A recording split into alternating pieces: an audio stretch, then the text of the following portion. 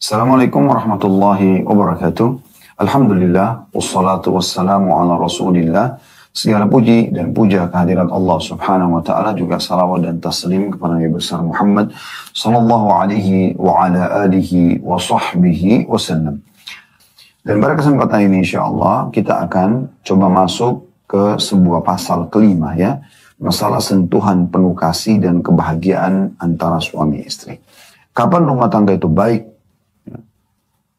Para individu ada di dalam anggota keluarga itu dari ayah, ibu, ya, di sini itu suami istri dan juga anak-anak itu bisa melaksanakan perintah-perintah Allah Subhanahu Wa Taala, perintah-perintah Nabi Sallallahu Alaihi Wasallam,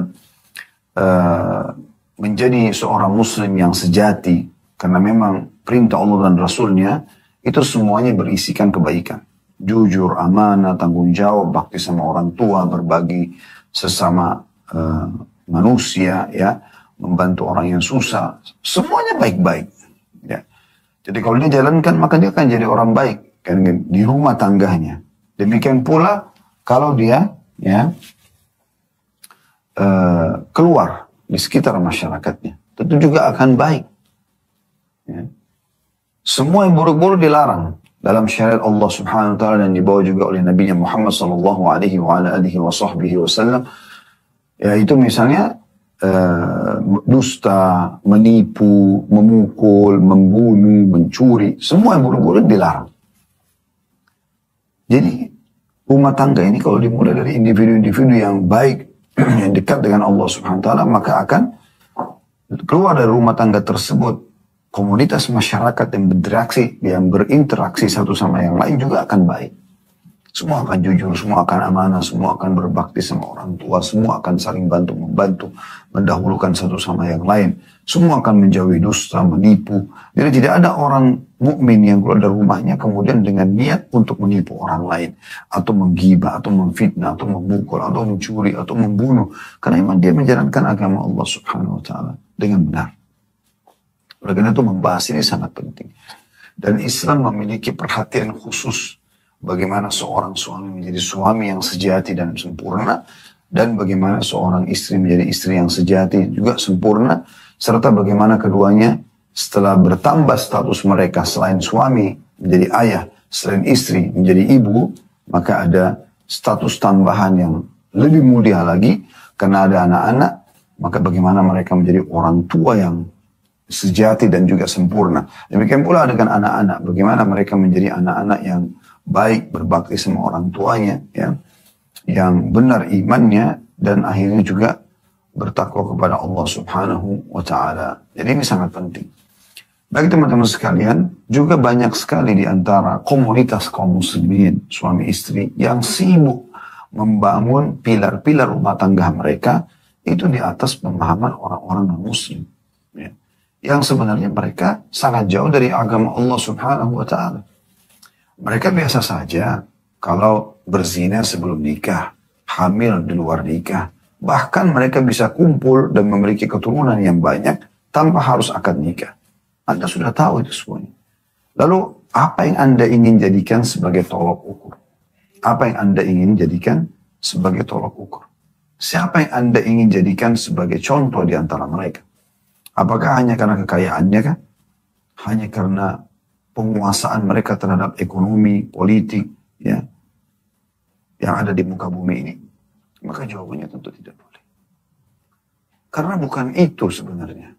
Berapa banyak orang di antara mereka sudah sampai pada tingkat, ya, prestasi terbaik dalam pandangan sebagian manusia di muka bumi ini, maka kemudian dia bunuh diri pada saat akhir hidupnya. Rusak rumah tangganya. Bahkan ada di antara mereka yang nyata-nyata, ya, anaknya meninggalkan orang tuanya. Lalu kemudian menghapus di akte lahirnya nama orang tuanya. Padahal orang tuanya adalah orang-orang yang kaya, terkenal secara internasional. Coba Anda lihat kisah-kisah mereka. Sementara kita punya suri teladan yang sangat jelas. Bagaimana Nabi SAW sebagai raja dan manusia terbaik, pemimpin anak Adam pada hari kiamat, ya. Dan beliau adalah pemimpin ulul azm, bukan hanya nabi-nabi, bahkan dari nabi-nabi yang 120.000 lebih yang diutus oleh Allah SWT, di antaranya 313 rasul, ada ulul azm, 5 nabi pilihan lagi.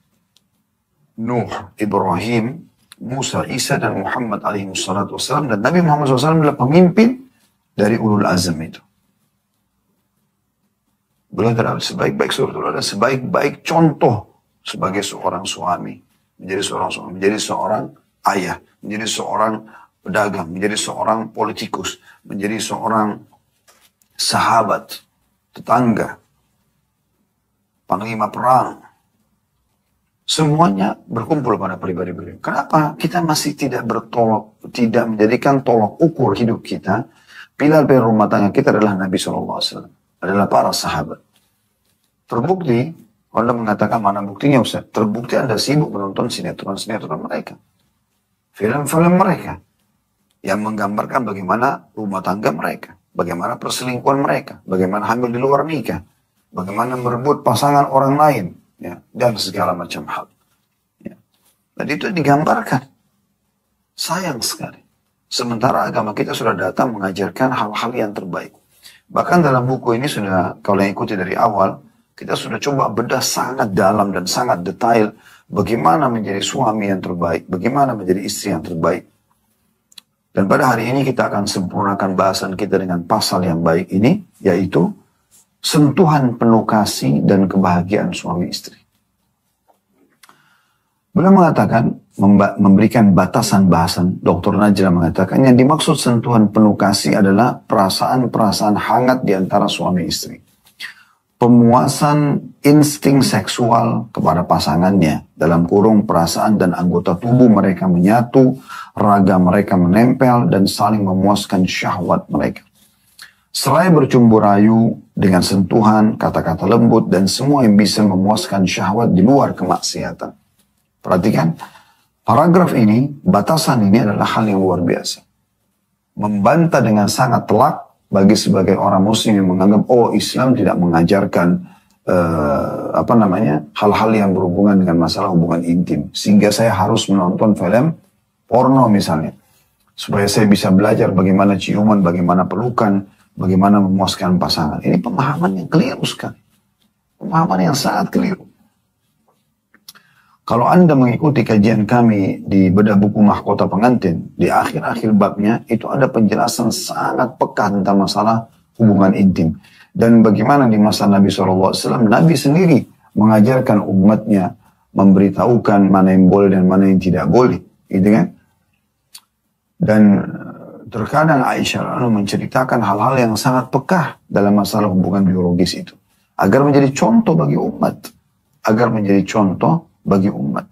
Disayangkan sekali kalau orang sibuk menonton film-film porno, akhirnya membuat, semoga Allah maafkan yang lalu-lalu, kalaupun ada. Kita berbicara, setiap kali kita taklim seperti ini, kita bicara hari ini ke depan. Gitu kan? Karena tujuan majelis ilmu seperti ini, menanamkan keimanan dan mendatangkan kesadaran terhadap maksiat yang sudah kita lakukan. Ya, itu perlu digarisbawahi gitu. Jadi bukan kami sedang salahkan sekarang, tidak. Tapi ke depannya jangan lagi sibuk mendatangkan dari film cuplikan porno ini ke cuplikan porno itu, sampai akhirnya fitrah syahwat Anda hilang. Ya, Anda tidak lagi tersentuh oleh pasangan langsung syahwat. Atau melihat pasangan bisa syahwat. Atau sedikit ciuman sudah bisa syahwat. Kenapa? Karena Anda hanya punya persepsi, saya akan syahwat kalau saya nonton film porno. Sampai ada beberapa jemaah yang mengeluhkan masalah itu.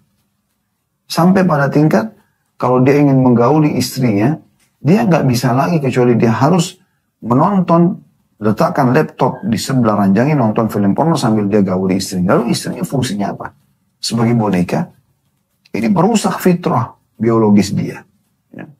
Makanya beliau ingin menyinggung di sini, sentuhan penuh kasih maksudnya adalah bagaimana pasangan suami istri betul-betul merasakan kehangatan pelukan pasangannya.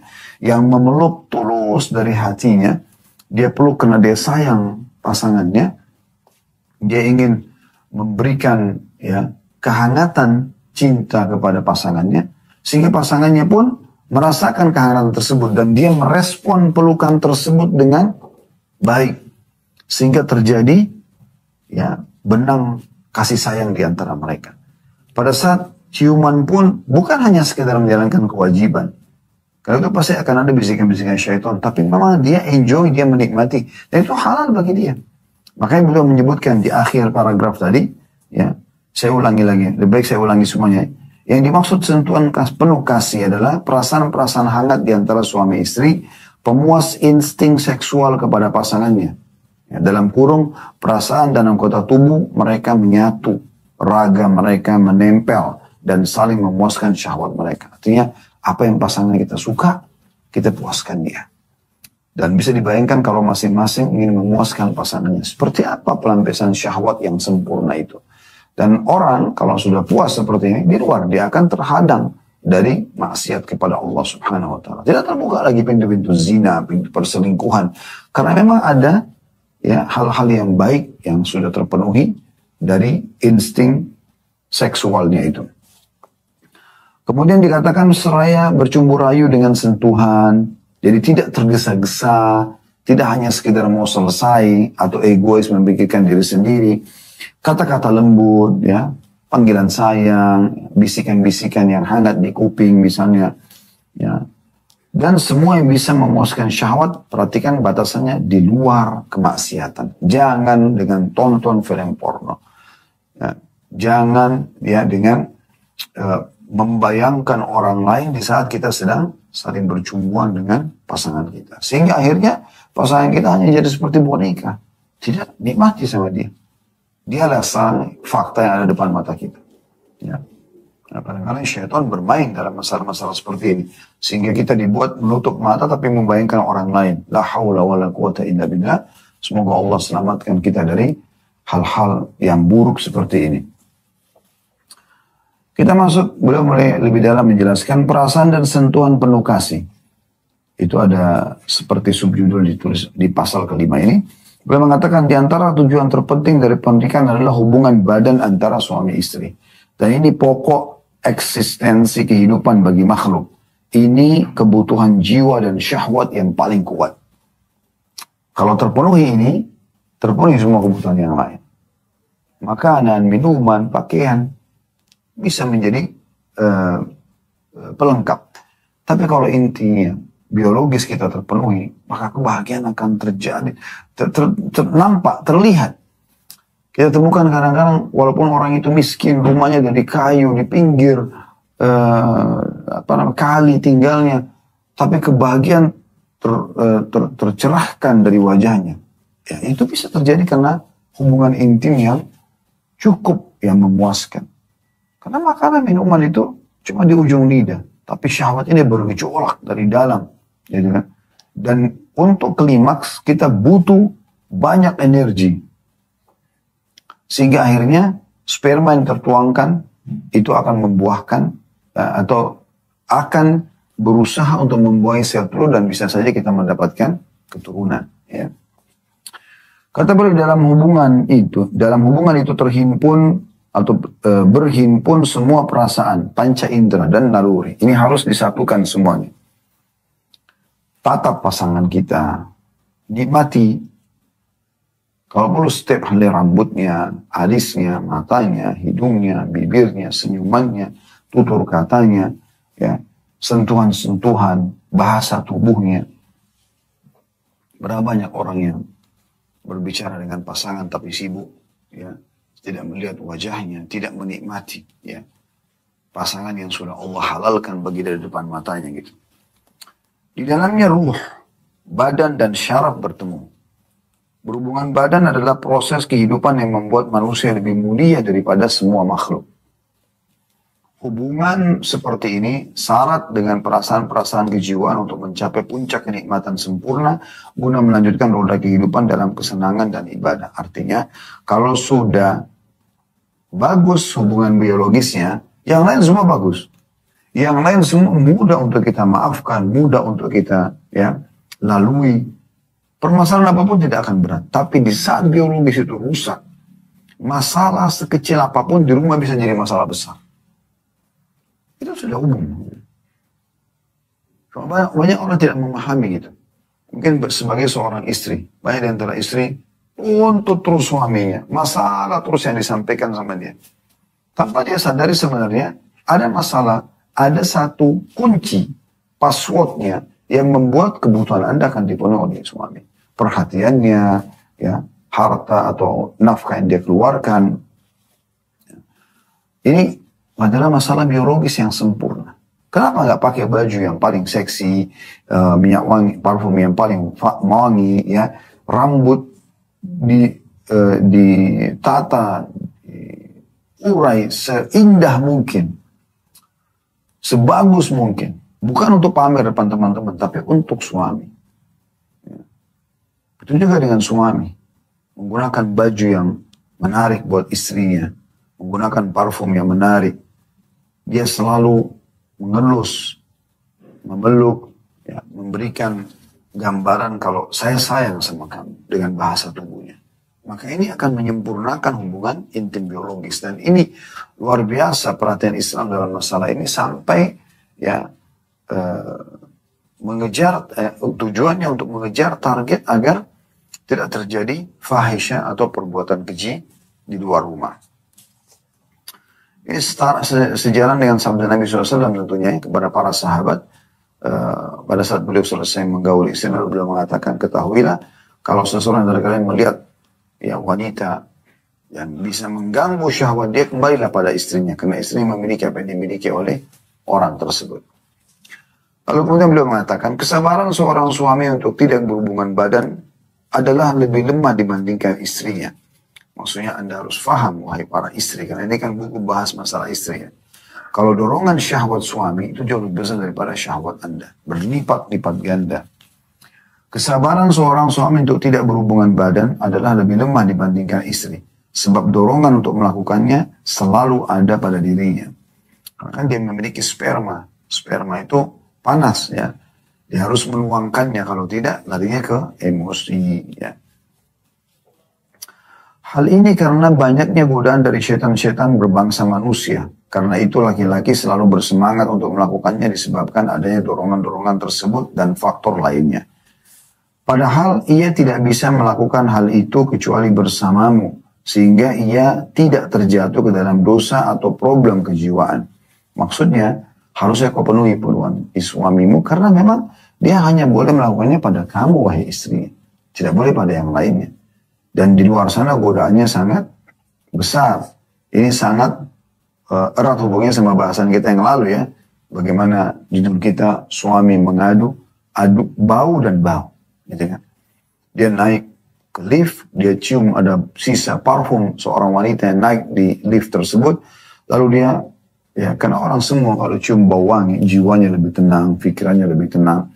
Kemudian dia masuk ke rumahnya, dia bukan temukan bau yang mengalahkan bau wangi itu. Malah dia temukan bau bawang, bau-bau masakan, bau yang kurang sedap. Beliau mengatakan, karena itulah syariat mewajibkan wahai para istri agar segera memenuhi ajakan suamimu dan menolak semua uzur. Lalu beliau menjelaskan dalil-dalilnya. Beliau mengatakan, hati-hatilah terhadap laknat Allah wahai para istri. Sampai pada tingkat kalau Anda tidak sibuk, tidak menyibukkan diri untuk memenuhi syahwat suami, bisa kena murka Allah subhanahu wa ta'ala. Ini sebenarnya jangan dilihat murka Allahnya, tapi Allah sebagai pencipta lebih tahu agar engkau bahagia dengan suamimu, maka penuhi ini. Poin ini sangat penting. Allah lebih tahu. Oleh karena itu Allah hubungkan dengan dosa kalau tidak dilakukan. Jadi seakan-akan tidak dipaksa. Padahal sebenarnya masalahnya kembali kepada dia. Beliau mengatakan, hati-hatilah engkau wahai para istri dari murka Allah dan malaikatnya disebabkan murka suamimu terhadapmu. Rasulullah SAW bersabda, idza batatil mar'atu hajiratan firasha zawjiha la'anatha al-malaikatu hatta tusbih. Jika wanita bermalam dengan meninggalkan ranjang suaminya, maka para malaikat melaknatnya hingga pagi hari. Hadis riwayat Muslim nomor 1436. Hanya sekedar meninggalkan ranjangmu saja, kata beliau, engkau sudah berdosa. Sebab bisa jadi suamimu menginginkanmu, tapi engkau justru menolaknya dengan meninggalkan ranjangnya. Seperti contoh, ada sebagian istri ngambek dikit aja, udah balik belakang, tinggalin ranjang suami. Tidur di bawah, tidur di kamar anak-anak, tidur di kamar sebelah. Suami ketuk baik-baik, dipanggil dengan kata-kata sayang, tapi malah mambok, kunci pintu. Dia pikir itu perbuatan baik. Begitukah Anda menunjukkan cinta Anda pada suami? Wahai para muslimin, kami kaum laki-laki ini butuh sentuhan kasih sayangmu. Butuh sifat mengalah. Ya. Kadang-kadang mungkin di antara muslimah butuh hajat diperhatikan oleh suaminya. Tapi dia mengalah dulu, kemudian dia akan bisa menarik perhatian suaminya. Tapi banyak di antara kita tidak seperti itu. Dia berpikir pokoknya tidak mau tahu suami capek, tidak capek, saya sudah nunggu di rumah, saya harus mendapatkan perhatian ekstra. Atau kadang-kadang suaminya lagi bekerja mencari nafkah buat dia. Sibuk telepon terus suaminya, hanya karena perkara-perkara kecil. Yang sebenarnya dia bisa selesaikan sendiri di rumah. Dia bisa belajar gitu. Berapa banyak wanita, istri yang cerdas. Dia tidak harus membebankan suaminya pada hal-hal yang kecil. Dia malah coba untuk mengerjakannya sendiri. Sehingga suaminya itu tidak semua jadi beban buat dia. Karena di antara istri, subhanallah, semoga Allah berikan hidayah, hampir semua jadi beban suaminya. Ya. Sampai pada hal kecil pun. Kadang-kadang lagi meeting pun harus menjawab di mana diletakkan gunting tadi di rumah, yang di mana lakban, di mana ini dan itu. Oleh karena itu di sini beliau menyinggung hadis ini sangat penting untuk diperhatikan.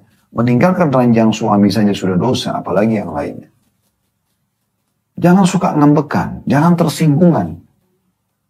Suami tidak ada waktu melayani itu semua. Suami butuh senyumanmu, hai muslimah. Rangkulanmu, pelukanmu.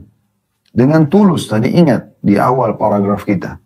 Dengan tulus, dengan ikhlas. Maka terasa ada kasih sayang itu. Dalam beberapa saat setelah itu, Anda penuhi kebutuhan dia, makanannya, syahwatnya, selesai. Maka saya jamin dengan izin Allah subhanahu wa ta'ala tentunya, dia akan penuhi hajat Anda setelah itu. Mungkin Anda berkorban buat suami 1 jam, 2 jam, maka selebihnya Anda sampaikan hajat Anda, kebutuhan keluarga, akan dipenuhi oleh dia. Tapi di saat dia datang rumah berantakan, badan bau, sambutan dengan muka yang jauh dari senyum, musam, maka ini jadi nggak baik. Maka suami pun tidak betah, berharap kalau dia tidak ada tempat untuk nginap, dia tempat lain maksudnya, dia berharap melalui malam sudah selesai, tidur aja gitu, ditinggal. Jadi Anda kalau pernah lihat suami Anda pulang rumah langsung tiba-tiba tidur, ada sesuatu nih. Pertanyaan kenapa? Secapek apapun seorang suami, pada saat dibuka pintu, istrinya dengan sangat cantik sudah menyambutnya depan pintu, dengan lembutnya, dengan ramahnya, rumah wangi, masuk ke kamar semuanya tertata dengan rapi, kamar mandi tertata rapi, semuanya handuknya, sabunnya, semuanya bagus gitu. Maka dia mandi, dia bersih, selesai, capeknya hilang kok. Dia akan duduk bersama Anda, bercengkrama dengan Anda dan seterusnya. Ya. Kemudian hadis yang selanjutnya yang kedua beliau angkat adalah dari Abu Hurairah radhiyallahu anhu, dia berkata Rasulullah SAW bersabda, "Idza da'a ar-rajulu imra'atahu ila firashihi falam ta'ti fa ba'ata ghadbana 'alayha la'anatha al-mala'ikatu hatta tusbih." Jika suami memanggil istrinya ke tempat tidur tapi ia menolak datang sehingga suaminya tertidur dalam keadaan marah kepadanya, maka para malaikat melaknatnya hingga pagi. Hadis ini diriwayatkan oleh Imam Muslim. Laknat artinya jauh dari rahmat Allah. Kalau Anda jauh dari rahmat Allah, lalu Anda mau dapat apa? Ya. Ada sebagian istri sibuk dengan handphone walaupun di sebelah suaminya. Sibuk tetap dengan tontonannya, sibuk tetap dengan WA sama teman-temannya, cekikikan. Sementara suami juga bisa melirik dan melihat. Mana perhatianmu? Apakah memang aku ingin keluar dari rumah? Gitu. Kalau Anda sudah tidak cinta sama suami Anda mohon kepada Allah SWT. Ya Allah, sebagaimana Engkau halalkan suamiku ini untukku, maka hidupkanlah rasa cinta dalam hatiku. Buatlah hamba-Mu ini meraih ridhamu dan surgamu dari dia sebagaimana Engkau telah perintahkan. Karena kalau tidak, kita mau kemanakan hadis-hadis ini? Anda mengatakan saya tidak cinta sama dia. Kenapa Anda dari awal menerimanya? Atau Anda sudah cinta tapi berubah sikap gitu kan. Karena adanya godaan-godaan atau Anda terlalu membuka pergaulan di luar sana dengan wea-weaan sama yang bukan mahram. Akhirnya hidung-hidung belang, laki-laki hidung-hidung belang ini mengucapkan kata-kata yang menurut Anda suami Anda jarang mengucapkannya. Lalu Anda merasa itu sebuah perhatian. Ini ngawur ini. Suami Anda sama dengan dia laki-laki. Bisa melakukannya. Tapi suami saya kaku Ustaz. Anda yang buat dia tidak kaku. Itulah tugas Anda. Kelembutan Anda akan bisa membuat dia tidak kaku. Dan itu sudah kami sampaikan pada pertemuan-pertemuan yang lalu. Bahkan kita kalau ingin mengubah pola yang sudah lama pun diterapkan oleh suami sangat mudah. Gak ada yang sulit. Misalnya kalau kamu mandi terbiasa taruh handuk sembarangan di atasnya. Anda terbiasa rapi. Gampang kok, mudah gitu. Anda dengan bahasa santun mengatakan, handuknya sudah selesai, saya gantung ya, ada tempatnya yang sudah saya siapin di kamar mandi. Sebenarnya sama saja Anda mengatakan, tuh handuk kok basah-basah taruh di ranjang sih. Tapi dengan bahasa yang kedua ini, itu bisa menyinggung perasaan dia. Dia akan mengatakan, lalu fungsimu apa sebagai istri? Masa mengangkat handuk saja tidak? Dan ini sudah cukup membuka pintu syaitan agar Anda bertengkar dengan pasangan dan akhirnya tidak berhubungan biologis sampai seminggu, 2 minggu. Hanya karena masalah handuk basah ini. Hanya karena sepatu yang belum terlalu dirak. Lalu kenapa Anda tidak jadikan sebagai ajang pahala Anda? Kalau misalnya Anda hanya dengan mengangkat handuk lalu digantung kembali mendapat pahala, kenapa Anda tidak kejar itu? Biarkan saja. Ya gitu. Contoh ini, contoh saja gitu. Dan masih banyak hal-hal yang lain gitu. Cuma satu orang ini, Ibu. Cuma satu orang ini, wahai muslimah. Yang Allah perintahkan kamu untuk menghabiskan waktumu, umurmu, pelayananmu, bahkan kemaluanmu pada orang ini. Nggak ada orang lain. Tidak ada poliandri dalam Islam. Tidak boleh Anda punya 2 suami. Satu orang ini. Lalu kenapa Anda sia-siakan satu orang ini? Mungkin Allah SWT sangat mengetahui dan memahami sebagai pencipta. Tidak dibuka pun poliandri. Mungkin karena wanita memang tidak bisa seperti itu. Dan memudahkan juga buat mereka. Agar satu pasangan fokus kepada satu orang ini. Apalagi kalau kehidupan poligami yang masih ada jeda waktu pertemuan. Hari ini di istri yang satu, besok di istri yang lain. Anda masih ada peluang, masih banyak peluang Anda ya untuk beristirahat, untuk beribadah khusus antara Anda sama Allah SWT. Misalnya ibadah-ibadah sunnah, kayak sholat malam. Kalau ada suami kan Anda izin dulu. Ya. Puasa sunnah, Anda masih bisa silaturahim keluarga, Anda masih bisa mendengarkan ilmu. Ya. Tapi di saat suami ada, sayangi dia dengan baik. Baik. Kemudian beliau mengatakan menolak ajakan suami berarti mengikuti jalan syaitan. Penolakan istri terhadap ajakan suami keranjang adalah celaan terhadap kejantanannya. Jadi kapan suami memberikan isyarat diajak lalu istrinya nggak mau, buang muka, cemberut, ya. Maka itu mencoreng kejantanannya. Ini bahaya, bisa jadi bom waktu, wahai muslimah. Kapan dia meledak, Anda jangan heran kalau dia meninggalkan Anda. Atau dia lampiaskan kepada wanita lain. Penolakan istri terhadap ajakan suami keranjang adalah celaan terhadap kejantanannya dan bentuk konkret dari mengikuti ajakan syaitan dalam bermaksiat kepada Allah Subhanahu wa taala.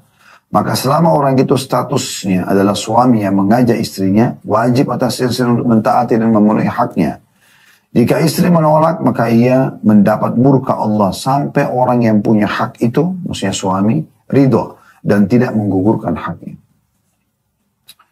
Abu Hurairah radhiyallahu anhu meriwayatkan, ia berkata, Rasulullah SAW bersabda, "Walladhi nafsi biyadi, ma min rajulin yad'u imra'atahu ila firashi fata'ba 'alayhi illa kana alladhi fis samai sakhitan 'alayha hatta yarda 'anha." Demi zat, kata Nabi SAW, dia sumpah, demi zat yang jiwaku berada di tangannya, maksudnya demi Allah. Tidaklah seorang suami memanggil istrinya ke tempat tidur, lalu ia menolak ajakannya. Melainkan Allah murka terhadapnya hingga suaminya ridho kepadanya. Hadis ini diriwayatkan oleh Bukhari. Coba bayangkan. Jadi murka Tuhan, wahai muslimah, ada pada murka suaminya. Mirip kalau anak-anak ya, Ridho Allah dan ridho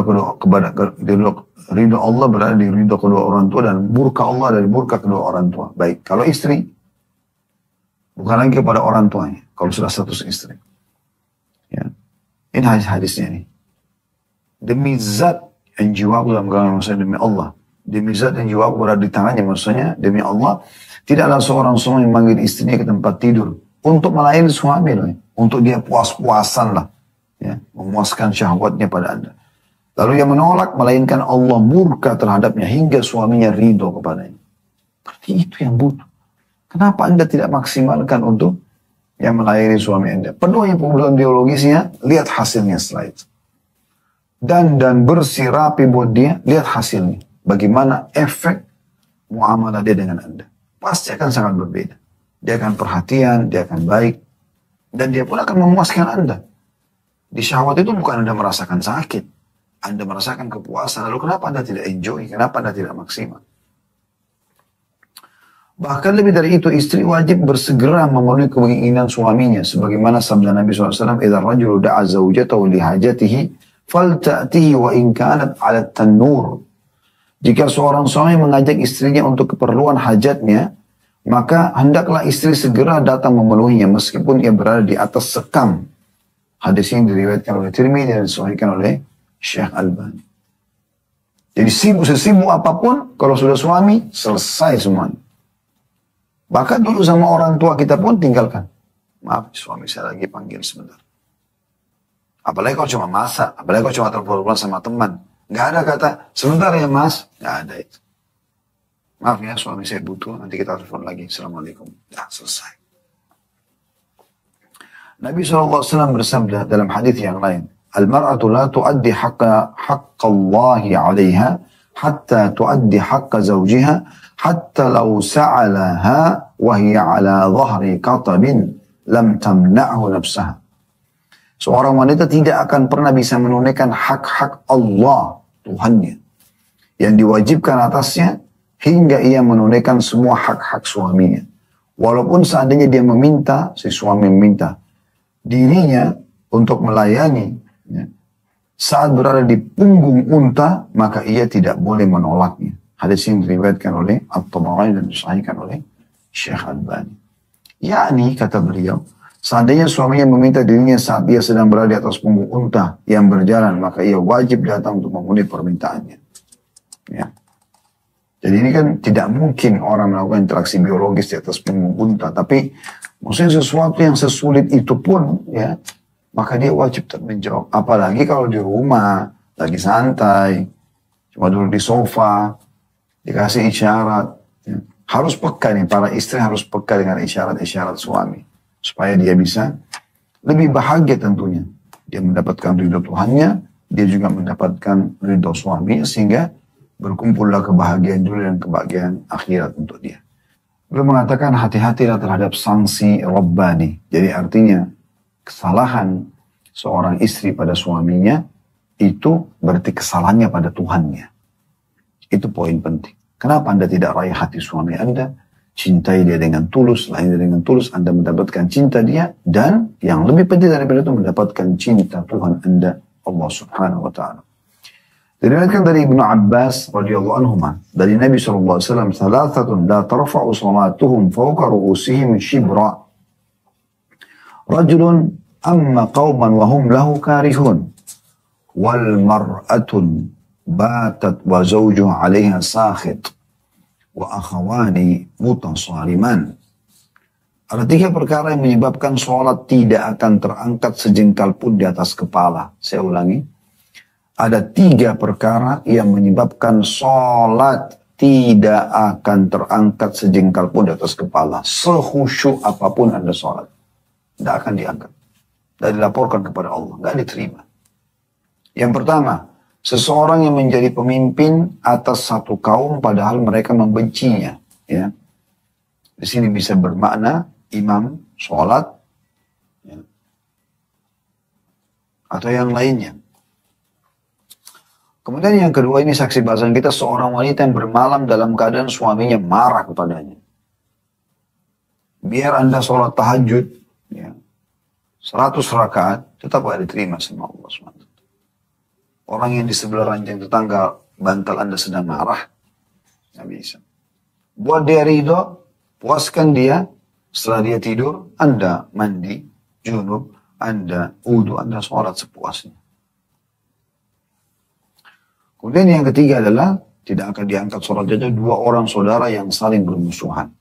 Ini juga masalah besar ini. Banyak sekali terjadi di negara kita pun, di tengah-tengah kaum muslimin. Kita bicara lingkup kita ya. Lingkup kaum muslimin, mereka tidak peduli dengan masalah ini. Ribut karena harta warisan, ribut hanya karena perselisihan di masa kecil yang terus terbawa sampai besar. Sehingga terus saja bermusuhan adik kakak. Ya. Ini aneh. Dan ini subhanallah saya lihat bibitnya syaitan tanamkan dari mereka masih kecil ya. Allah amanahkan beberapa anak-anak yang masih kecil. Semoga Allah jaga mereka di atas ketaatan dan iman insya Allah. Mereka ada bibit titik-titik itu. Kalau dikasih makanan merasa punya dia. Sehingga tidak mau berbagi pada saudaranya. Kalau Anda ngalami ini yang punya anak-anak kecil, latih anak-anak kita. Supaya mereka biasa berbagi. Memberikan kepada saudaranya, saudarinya. Hari ini si fulan memberi, besok si fulan yang memberi. Yani, atau saling memberi satu sama yang lain. Dan Anda berikan ya, pujian dengan perbuatan tersebut. Dukungan. Ya. Atau kalau ada yang paling dermawan, suka memberi perhatian pada saudaranya, Anda berikan hadiah supaya saudara-saudaranya termotivasi. Jangan biarkan bibit syaitan tumbuh sehingga membuat mereka saling musuh-memusuhi. Ya, ini golongan ketiga yang tidak akan diangkat sholatnya sejengkal pun dari atas kepalanya. Tapi saksi bahasan kita golongan kedua yaitu seorang istri yang menginap sementara suaminya murka padanya. Ada sujud lain yang beliau angkat, yaitu jangan menyalakan api dalam sekam. Beliau mengatakan berulang-ulangnya penolakan istri atas ajakan suami, menjadikan suami layaknya orang yang dicela kejantanan dan harga dirinya. Hanya saja ia tidak menyatakannya secara terus terang mengingat harga dirinya. Maka akibatnya syaitan meniupkan pada dirinya api amarah, sehingga ia mudah terbakar emosinya, hanya karena sebab yang remeh. Nah, ini tadi saya bilang. Ini subhanallah yang nulis Dr. Najla seorang wanita. Beliau sangat memahami kejiwaan laki-laki. Saya melihat itu ya. Buku ini saya belum baca semua sampai terakhir. Saya baca di saat memang kita sedang membedahnya gitu kan. Tapi teman-teman saya melihat Dr. Najla ini Allah berikan taufik. Dan Allah mudahkan juga buku dia terbit ya di negara dia. Dan akhirnya juga diterjemahkan dalam bahasa Indonesia di negara kita. Dan kita pelajari sekarang. Yang Masya Allah bisa ditonton sampai sekian ribu orang. Semuanya dengan hikmah Allah subhanahu wa ta'ala. Dia betul-betul memahami jiwa laki-laki. Yang saya yakin, kalau apa yang beliau ucapkan ini difahami oleh setiap wanita, aman rumah tangganya. Dan kalau rumah tangga itu aman, pilarnya kuat, maka akan aman juga masyarakat. Amanlah negara itu. Ya. Subhanallah, mulai dari masalah ini. Dan berapa banyak wanita tidak faham. Suaminya emosional justru karena sikap-sikap remeh dalam masalah biologi, sikap-sikap remeh dalam masalah muamalah, suka memicu emosi suami. Ya. Ia menganggapnya sebagai kesalahan-kesalahanmu dan membesar-besarkannya. Karena biologis terbengkalai, maka si suami bisa menganggap masalah remeh pun bisa dibesar-besarkan. Padahal semua itu adalah perkara-perkara yang semestinya tidak memantik amarah. Sebagai contoh, perselisihan disebabkan karena keterlambatan menghidangkan segelas air atau teh. Lalu keduanya berbantah-bantahan dengan suara yang keras. Misalnya suami mengatakan, kok lama bentar saya kan haus. Mungkin istrinya emosi, nanggapinya, gitu kan. Bukannya iya maafin saya, tidak. Tapi masa nggak tahu, saya kan sibuk, ada si kecil juga masih gini, ada si kakak lagi begini dan begitu. Suami haus. Dan dia ingin istrinya melayaninya. Kalau bukan Anda melayani, lalu siapa yang melayani dia gitu. Ya sudah cukup jadi pemicu gitu. Apakah hal seperti ini bisa menyebabkan terjadinya percekcokan? Tanda tanya. Inilah sebab terbesar yang sering menjadi akar masalah dari berbagai problem rumah tangga yang biasanya tidak dikemukakan secara terang-terangan. Maksudnya masalah biologis yang terbengkalai. Benar-benar ya muslimah, saudariku muslim mengikuti acara ini live ataupun siaran ulang. Kalau biologis suami Anda puas, makanan Anda hidangkan biasa pun enak gak? Enak kok. Jadi enak makanan itu. Rumah Anda tata semampu Anda, bagus nggak? Bagus. Karena biologisnya terpenuhi. Yang lain itu bisa termudahkan, walaupun tetap Anda usahakan sempurna semuanya. Karena Allah Subhanahu wa Ta'ala. Kemudian beliau mengatakan jangan menolak permintaan suami dengan bahasa tubuh. Ada kalanya engkau tidak memahami urusan ini, sehingga engkau pun menolak ajakan ranjang suami dengan bahasa tubuh. Mungkin engkau sengaja melakukannya dengan kecerdikanmu, sehingga engkau pun menghalangi haknya. Maksudnya seakan-akan kau itu, oh saya nolak dikit lah, nggak apa-apa. Supaya saya juga punya harga diri, saya juga punya nilai. Ini salah ini. Ya. Sebagai contoh kata beliau, setiap kali suami datang, ia mendapatimu sedang tidur atau pura-pura tidur. Atau mendapatimu sedang memakai pakaian dapur atau pengikat kepalamu karena mengeluh sakit kepala. Dalam hal ini suami memahami hanya dengan sekedar isyarat. Namun dia menahannya dan tidak menyatakan dengan terus terang. Maksudnya apa? Ya memang Anda dituntut. Kalau mau jadi istri yang dicintai suami, dicintai oleh Allah Subhanahu wa Ta'ala, mendapatkan pahala, memang harus tampil prima. Bahkan sampai pada tingkat Anda lagi berhalangan pun, haid pun, tetap Anda tampil indah, wangi, bersih. Walaupun tidak terjadi interaksi biologis. Karena Aisyah berkata oleh anha, kami di saat sedang berhalangan dan Nabi SAW ingin menggauli kami, maka beliau memerintahkan untuk mengeraskan kain di tempat keluarnya darah di kemaluan, lalu kemudian beliau menggauli kami. Maksudnya bukan meletakkan kemaluan di kemaluan tentunya. Ya, tapi beliau menikmati istri. Ini menandakan bahwasanya laki-laki tetap butuh interaksi biologis. Dan itu Anda bisa paham dari bahasa-bahasa tubuh suami misalnya. Jangan juga dipaksakan di saat suami memang dalam kondisi letih, capek ya. Itu kan isyarat dia betul-betul tidak memungkinkan itu. Karena sebagian istri tidak mau paham. Ya. Karena dia pikir, oh ini kebutuhan suami saya. Lalu kemudian dia paksa suaminya, padahal suaminya tidak membutuhkan itu. Ini juga bisa keliru. Ya. Bisa keliru juga ini. Selanjutnya, beliau mengatakan, mintalah maaf dengan lemah lembut. Sambutlah suamimu dengan kehangatan dan berilah kesan kepadanya bahwa engkau menginginkan hal itu. Kemudian sampaikanlah permintaan maafmu kepadanya dengan lemah lembut. Karena ini dapat membuat ridho sikap kelaki-lakiannya. Tadi misalnya contoh air tadi. Ya. Telat sedikit. Kau telat? Oh ya maaf ya. Dan kali saya tidak ulangi lagi. Clear. Itu jauh lebih baik dibandingkan Anda mengatakan, masa nggak tahu sih, saya kan sudah berusaha. Ini baru hitungan menit kok, dan seterusnya.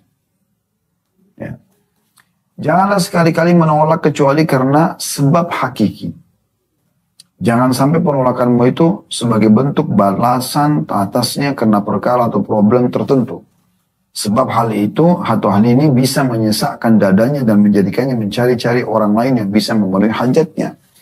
Karena itulah penyesalan nanti akan datang, maksudnya kepada para istri. Jadi kalau yang disebut dengan maksud dengan sebab hakiki di sini, misal contoh dia mau meletakkan kemaluan di kemaluan sementara ada lagi haid. Anda tolak itu. Tapi tolaknya dengan santun. Maaf, ini dosa. Mungkin saya bisa puaskan dengan cara yang lain. Toh, dibolehkan dalam agama. Gitu ya. Kemudian di sini ada subjudul yang beliau mengatakan, penolakan yang syarat dengan kerinduan. Keseimbangan dalam menerima dan menolak adalah sarana yang penting bagi hubungan suami istri. Masing-masing tidak menyambut pasangannya secara berlebihan dan tidak pula menolaknya secara total. Tidak boleh berlebihan dan tidak pula teledor. Karena berlebihan dalam dua perkara di atas bisa menghilangkan kerinduan dan kecintaan. Menolak bukan berarti menolak secara mutlak. Tapi kemanjaan dirimu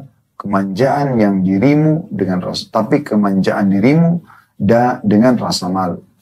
Seakan-akan setiap hari engkau adalah pengantin dalam pestanya. Hal seperti ini akan menambah kerinduan dan kecintaan suami. Lihat bagaimana Anda waktu awal menikah, bagaimana Anda masih tersipu-sipu, Anda masih malu dengan suami. Nah, seperti itu yang suami harapkan. Dan itu setiap saat. Lembut, santun, ya. Jangan pernah ada celah suami melihat Anda melotot matanya. Muka cemberut. Ya. Apalagi kalau sampai keluar tutur kata yang intonasi suaranya keras. Ini semuanya akan menjatuhkan nilai diri Anda di mata suami. Dan itu berbahaya sekali. Berbahaya untuk ke depannya. Karena suami akan teringat-ingat apa yang Anda ucapkan. Ini bahaya. Maka segera obati itu. Bagaimana obati? Memperbaiki keadaan. Taubat kepada Allah SWT. Semua yang pernah Anda tunjukkan cemberutnya, Anda ubah sekarang dengan senyum, ramah, bersih, wangi. Semua yang pernah Anda ucapkan dengan tutur kata dan intonasi besar, tinggi, sekarang Anda ubah dengan intonasi yang lembut, baik. Kemudian beliau mengatakan, milikilah hati suamimu dengan perasaan-perasaan hangat dan penuh kasih. Jadi selalu dengan ketulusan.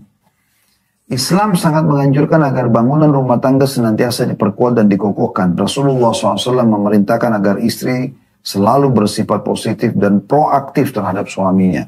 Dalam hadis yang diriwayatkan Muslim, maksudnya hadis sahih, Nabi SAW bersabda kepada Jabir radhiyallahu anhu, mengapa tidak yang gadis saja, sehingga engkau bisa bermain-main dengannya dan ia pun bermain-main denganmu. Atau beliau SAW bersabda, engkau bisa berkelakar dengannya dan ia juga bisa berkelakar denganmu. Maksudnya di sini Nabi SAW, kita bukan bicara masalah gadis atau jandanya, ya.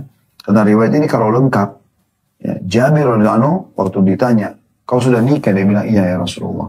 Kata Nabi SAW, gadis atau janda? Dia mengatakan, janda ya Rasulullah. Kata Nabi SAW, kenapa bukan gadis sehingga engkau bisa bermain-main dengannya atau berkelakar dengannya? Karena dia belum punya pengalaman sama laki-laki lain, ya, atau ketegangan perceraian, maka ya, dia akan lebih supel dengan kamu gitu. Lalu Jabir menjelaskan, ya Rasulullah, ayah saya, Abdullah ayahnya, radhiyallahu anhu mati syahid ayah di perang Uhud, meninggalkan adik-adik saya masih kecil, anak-anaknya masih kecil-kecil, adik-adik saya. Kalau saya nikah dengan gadis, mungkin tidak bisa bantu saya untuk mengurus adik-adik saya. Maka Nabi SAW membenarkan sikap Jabir. Artinya boleh menikah dengan janda, punya pertimbangan. Tapi yang kita titik-beratkan bukan masalah janda atau gadis dalam riwayat ini. Tapi bagaimana Nabi SAW memang menyuruh istri itu, walaupun Anda janda, Anda menjadi seperti gadis. Bagaimana tersipu malu, bagaimana bercanda, ya, bercumbuan, bermanja-manja dengan suami. Dan itu nyaman kan buat Anda, kenapa Anda tidak lakukan? Kenapa bawaannya selalu tegang, cemberut, marah, emosional, dan selalu mengenang kekurangan suami yang mungkin pernah dilakukan lalu dia sudah perbaiki. Di kesempatan lain beliau SAW bersabda, engkau bisa bercumbu dengannya dan ia bercumbu denganmu. Saya ini harus dilakukan. Walaupun ada janda, Anda jadi seperti anak-anak gadis yang suka bercanda segala macam gitu. Hendaklah engkau wahai saudariku tercinta memiliki seni dalam memuaskan naluri suamimu. Ini luar biasa pekanya wanita ini.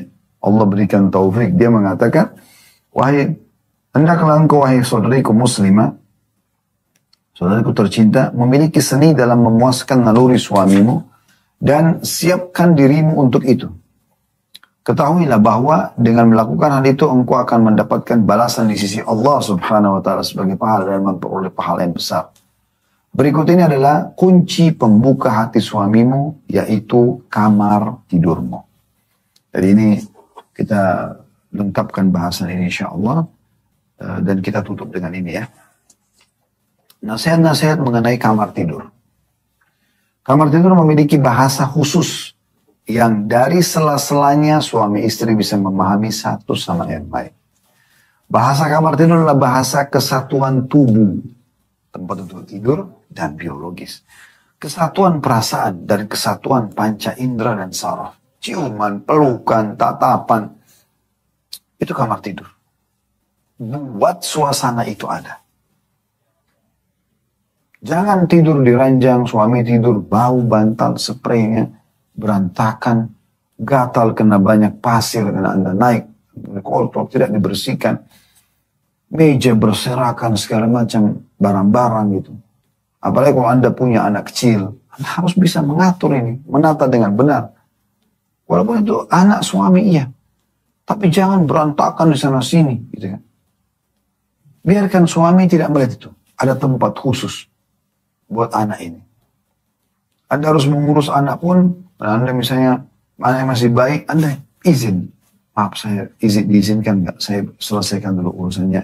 ya anak kita ini misalnya. Contoh. Berikut ini nasihat-nasihat untukmu ya, dalam masalah kamar tidur tentunya. Hendaklah engkau selalu dalam kondisi baru dan fresh dalam caramu berhias untuk suamimu. Selalu menemukan inovasi-inovasi dalam dandanan yang suami suka. Bukan yang Anda suka ya. Usahakan untuk tidak dalam satu penampilan saja atau satu cara saja dalam berhias. Warna pakaian, ya, sekali-sekali mungkin pakai yang tipis sekali-sekali mungkin ada baju yang berbeda ya, sekali-sekali pakai celana legging yang ketat, sekali-sekali mungkin pakai celana pendek, sekali-sekali ini divariasikan. Mungkin dandan sekali pakai lipstick yang merah kalau dia suka, mungkin ada yang pink, mungkin ada yang coklat muda, mungkin ada lip gloss, mungkin banyak hal yang mungkin ibu-ibu lebih paham daripada kami. Jadi kan. Perhatikanlah cahaya kamar tidurmu dan metodenya. Terkadang engkau perlu menggunakan cahaya-cahaya yang redup, merah romantis. Betapa banyak cahaya memiliki pengaruh. Ada istri suka sekali terang semuanya. Gitu kan. Di saat suami baru datang masuk agar dia bisa melihat penataan rumah bagus, oke. Tapi di saat suami Anda lihat sudah mulai mau rileks, Anda redupkan cahaya tersebut. Perhatikan hiasan dan aneka warna ranjangmu. Jangan spray sama sarung bantal beda. Ya. Spray sama bed cover beda. Seragam. Kan dibeli seragam. Anda pun kalau beli yang satu paket. Selalu gitu. Sehingga kalaupun Anda laundry, Anda cuci, juga Anda seragam. Anda pasang seragam juga. Jadi selalu begitu. Dan pilih warna-warna yang masuk dengan corak ruangan yang sudah suami siapkan. Kemudian letakkan bunga-bunga sebagai suatu keharusan di kamarmu. Walaupun kecil. Ya. Apakah itu bunga hidup atau bunga hiasan. Tapi yang tepat lah. Yang kira-kira suami suka. Gitu. Tidak usah banyak. Jangan berlebihan. Perhatikanlah pakaianmu dan perhatikan ragamnya. Janganlah engkau memakai satu warna untuk berkali-kali. Pakailah aksesoris-aksesoris yang bisa menampakkan kecantikan, perhiasan, dan pakaianmu. Dan penting dalam masalah ini, ketat. Pakaian-pakaian yang longgar, ini menghilangkan keindahan tubuh.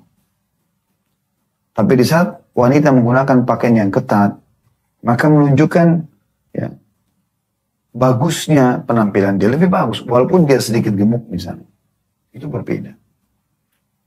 Apalagi kalau dasarnya dia ideal, dia menjaga postur tubuhnya bagus, dipanggil dengan pakaian yang ketat lagi. Ini sangat luar biasa gitu.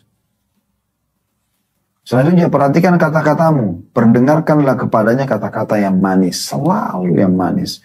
Berilah kesan kepadanya dengan kehangatan, sentuhan dan perasaanmu. Supaya dia kalau di luar rumah selalu mengingat itu, keindahan itu. Dan rindu kapan disampai ke rumah. Hendaklah engkau selalu berpenampilan baru. Ingatlah bahwa setiap kali engkau berusaha untuk memberi kepuasan kepada suamimu dan membahagiakannya, maka pahalamu bertambah di sisi Allah Subhanahu wa Ta'ala. Dan suamimu ridho kepadamu, sehingga Rabbmu pun ridho kepadamu. Tadi saya bilang, dapat cinta dunia, dapat cinta akhirat. Dapat cinta suami, dapat cinta Allah Subhanahu wa Ta'ala. Apalagi Anda inginkan? Kalau sudah mendapatkan dua cinta ini. Ingatlah wahai saudariku tercinta, betapa para pelacur bisa menggunakan berbagai seni untuk menggoda kaum laki-laki dengan sesuatu yang haram. Maka tentu engkau lebih patut lagi untuk memuaskan suamimu dengan sesuatu yang halal. Sehingga ia pun bisa merengkuh kebahagiaan bersamamu dan engkau pun merengkuh kebahagiaan bersamanya. Di sisi lain, engkau juga bisa menutup jalan-jalan syaitan dari dirimu dan suamimu. Kamu pun sendiri bisa selamat kalau kau penuhkan biologi suamimu. Kamu pun juga sekalian menikmati. Terpenuh juga. Kamu juga akan terhindar dari maksiat. Laki-laki setampan apapun datang, tidak akan bisa menggodamu. Karena kamu sudah puas. Terakhir beliau tutup dengan bercumbu di siang hari. Suami istri juga bisa bercumbu di siang hari. Tidak hanya di kamar tidur atau di malam hari saja. Percumbuan ini harus dilakukan dengan perangai dan sentuhan yang lembut seperti kecupan, sentuhan hangat, atau kata-kata lembut yang mengungkapkan kecintaan masing-masing kepada pasangannya. Hal yang seperti ini memiliki pengaruh yang nyata dalam kasih sayang dan kesigapan jiwa. Ya, ini sebenarnya kapan ada kesempatan biologis saja. Mungkin sesekali kalau di kamar Anda memang Allah buat rezekikan begitu, misalnya ada tempat tidur, ada sofa, mungkin ada tempat duduk di bawah, mungkin Anda buat ada tempat santai di lantai, misalnya lantai dengan kasur yang di bawah. Apa Anda bisa nikmatin di semua sisi itu. Di semua sisi itu, sehingga tidak monoton juga gitu. Kecuali kalau suami Anda minta, maka dahulukan dia dalam masalah ini. Ini kurang lebih bahasan kita di pasal kelima tentang masalah bagaimana merajut ya kasih sayang di antara suami istri, terutama dalam masalah biologis. Dan kita ke depan insya Allah akan bahas pasal ke-6, masalah langkah-langkah emas menuju rumah tangga bahagia, dengan subjudulnya kejutan yang tiba-tiba. Semoga saja apa yang kita bahas hari ini bermanfaat buat kita semua insya Allah. Dan kalau ada benar pasti dari Allah, kalau salah dari saya mohon dimaafkan. Subhanakallahumma bihamdika, asyhadu an la ilaha illa anta astaghfiruka wa atubu ilaik. Wassalamualaikum warahmatullahi wabarakatuh.